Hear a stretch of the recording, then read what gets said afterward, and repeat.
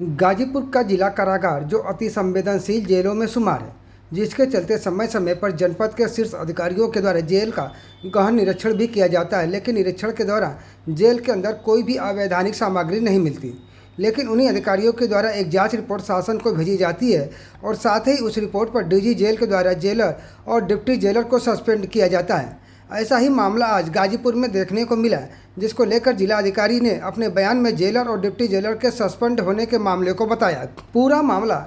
रेवतीपुर थाने के नकदिलपुर गांव में चलने वाले बक्सू बाबा एकेडमी का है, जहां के संचालक विनोद गुप्ता करीब 129 छात्र छात्राओं से 10 से 15 लाख रुपए लेकर बिहार सचिवालय में नौकरी दिलाने का फर्जी नियुक्ति पत्र और कई आई कार्ड जारी किए थे। जब छात्र बिहार सचिवालय पहुंचे तो पता चला कि उनकी नियुक्ति फर्जी है और उसके बाद छात्रों ने कोचिंग संचालक के खिलाफ शिकायत किया और उन लोगों की शिकायत पर करीब 10 से 11 मुकदमे दर्ज हो चुके हैं और उन्हीं मुकदमों के मामले में कोचिंग संचालक को रेवतीपुर पुलिस ने गिरफ्तार कर जेल भेज दिया है। जेल में रहने के दौरान ही विनोद गुप्ता फ़ोन से छात्रों को बयान बदलने की धमकी भी दिया और उस धमकी के बाद छात्र पिछले महीने अपर पुलिस अधीक्षक ग्रामीण से मिलकर लिखित शिकायत किए थे, जिसकी जाँच के बाद विनोद गुप्ता के खिलाफ एक और मुकदमा दर्ज किया गया था और इस मुकदमे को लेकर जिला अधिकारी और पुलिस अधीक्षक भी गाजीपुर जेल गए थे। इस मामले में जब जानकारी जुटा तब पता चला कि जेल के अंदर ही कुछ कैदी अवैधानिक तरीके से जेल के बंदियों से बाहर के लोगों से बात कराते हैं और इसी बातचीत के जरिए छात्र से विनोद गुप्ता की भी बात हुई थी, जिसकी रिपोर्ट जिला अधिकारी और पुलिस अधीक्षक की संयुक्त रिपोर्ट शासन को भेजी गई थी और इस रिपोर्ट के आधार पर ही डीजी जेल ने जेलर और डिप्टी जेलर को सस्पेंड करने की कार्रवाई किया है। देखिए, एक गंभीर शिकायत प्राप्त हुई थी कि पूर्व में जो एक ठगी का मुकदमा दर्ज किया गया था एक विनोद गुप्ता के विरुद्ध और उस पर मुकदमे भी कई दर्ज हैं, जो एक कोचिंग चला करके बच्चों को एक झांसे में फंसाता है नौकरी देने के, तो उस पर एक अलग से अभियोग चल रहा था और उसी सिलसिले में कुछ लोगों ने पुलिस कार्यालय में एसपी साहब को शिकायत दी कि उनको मुकदमा वापस लेने की धमकी विनोद गुप्ता द्वारा गाजीपुर जेल से फ़ोन कर की जा रही है। तो इसी क्रम में हम लोगों ने जांच किया, मैंने और एसपी साहब ने और हमारी टीम ने, कि ये आरोप कितने सही हैं कितने गलत, और हम लोगों ने पाया कि आरोप सही थे और जेल के अंदर से ही कुछ कैदियों की मिली भगत से एक तरह से एक अवैध पीसीओ का संचालन हो रहा था, जिससे कुछ कैदियों को बाहर के नंबरों पर बात कराई जा रही थी जिससे वो चाहें, और इसके लिए कुछ रकम भी वसूली जा रही थी। और जो